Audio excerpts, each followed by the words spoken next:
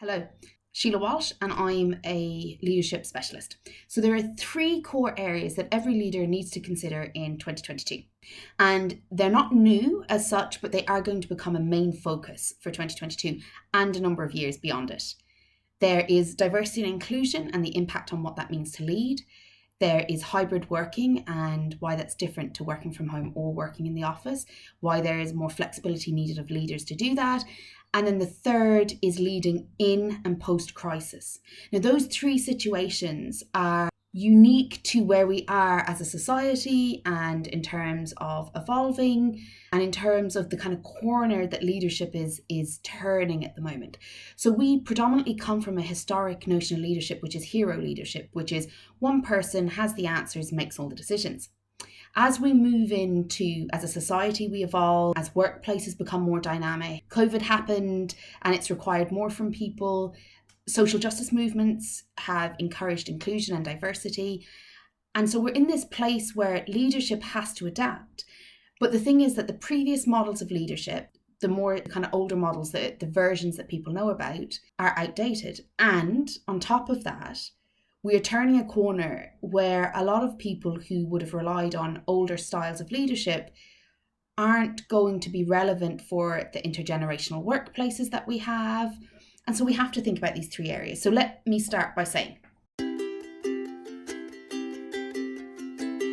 hybrid working. So hybrid working is different to all other types of working because it doesn't just require the skill to support people in person or to support people at home, but the ability also to lead in a way that working at home or working in the office results in the same quality interactions on teams, results in the same level of collaboration, results in the same outcomes, high performance and high connection. And that isn't the easiest thing to do because a lot of the training that we've had around leadership was actually about how to get high performance because it took for granted that by sharing space, they were already connecting.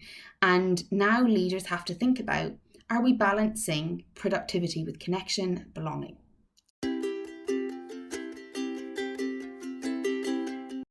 Then there's the diversity and inclusion process. So the reality is society's evolved, our workforce is diverse, leaders are expected to be inclusive, but very little leadership development would ever really looked at the psychology of inclusion or the challenges of being inclusive. And so a lot of the inclusive leadership that's being shared now with leaders is a tack on to other leadership styles. So it's kind of saying, oh, just do this leadership style, do transformational, do servant leadership, facilitated leadership, do these leadership styles and be inclusive in the process.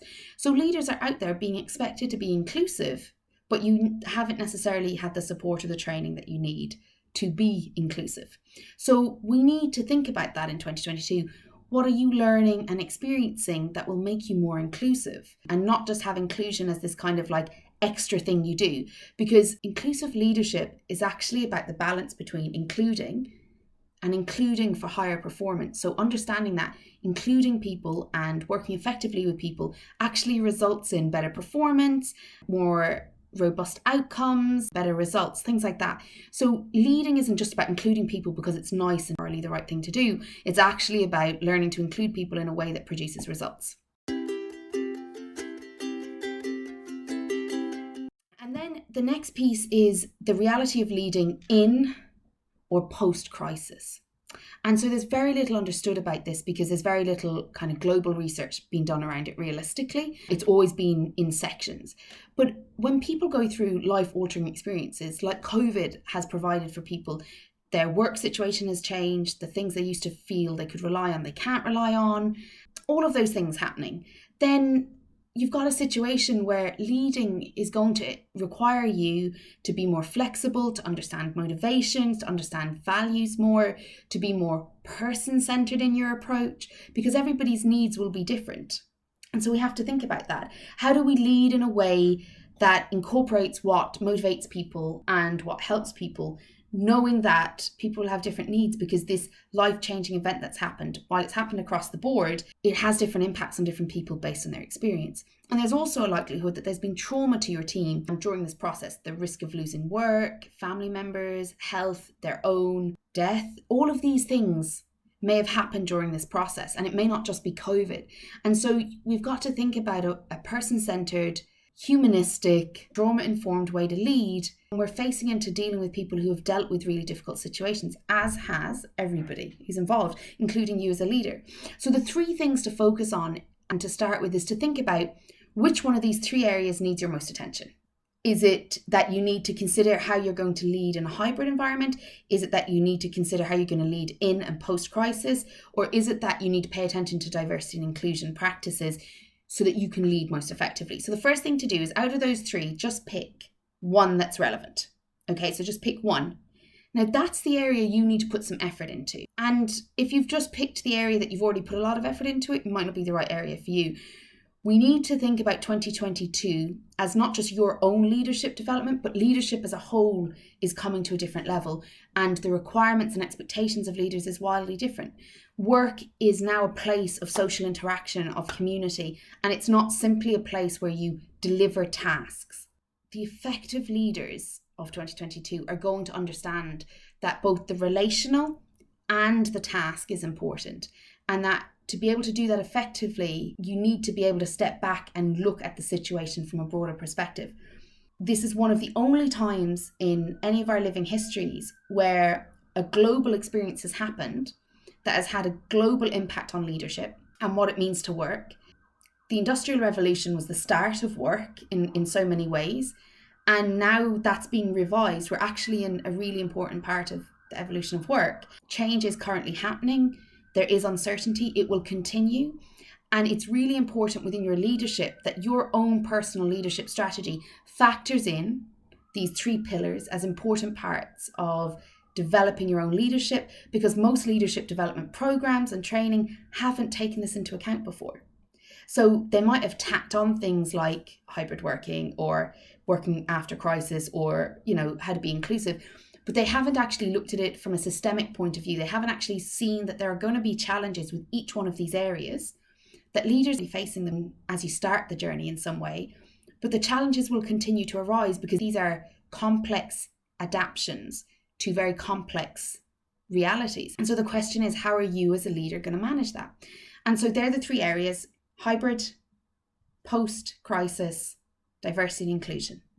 And it's important for you to think about which area could add the most value to your current organisation and your way of working, and which area you might be challenged with the most. Because one of the things that I've noticed has happened is that leaders are frustrated with employees and different demands and different things happening in the world of work because they have preferences that would allow them to stay within your own leadership style, your own preferences. But really, this is your chance. You are required to adapt in order to lead during this time, because it's needed. And if you're not adapting, you're going to either hold your own team back or you're actually going to become irrelevant. And it's really important when you think about your own career that while it might not be your preference for some of the norms that are happening, or you might not feel equipped enough to deal with them, that's not your fault. Nobody has been equipped to deal with them. These areas, hybrid, post-crisis and diversity and inclusion, have been kept in separate little sections on their own. They haven't been held together as central parts of leadership. And yet, over the last 24 months and over the next, I would say 3 to 5 years, they will become more and more central because they are required. They're becoming like they're essential through need. So it's not your fault if you don't have these skills, or you don't know what it means, or you're really struggling with it, or you're frustrated. That's because leadership is predominantly focused on hero leadership, tactical leadership. It's focused on that, and it hasn't really focused on these elements that are really important for you and for the future of leadership and for leading now and into the future. So I encourage you to consider one of these three areas, to put some time and attention into them. And remember that it's not your fault. A lot of this hasn't been discussed. COVID happened, and over the last 24 months, we've had social movements, we've had COVID, and we've had lots of law changes. And so these things coming together have created this need for leadership to adapt and evolve past what it previously was. So it's not your fault, but there is a responsibility for you to A, help yourself be ready, able and capable of leading.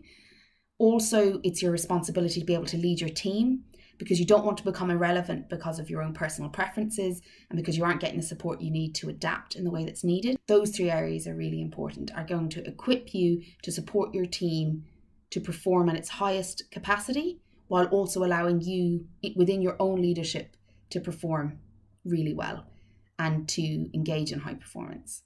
If you have any questions, get on to me. Sign up for the leadership letters below. book a free consultation if you need support.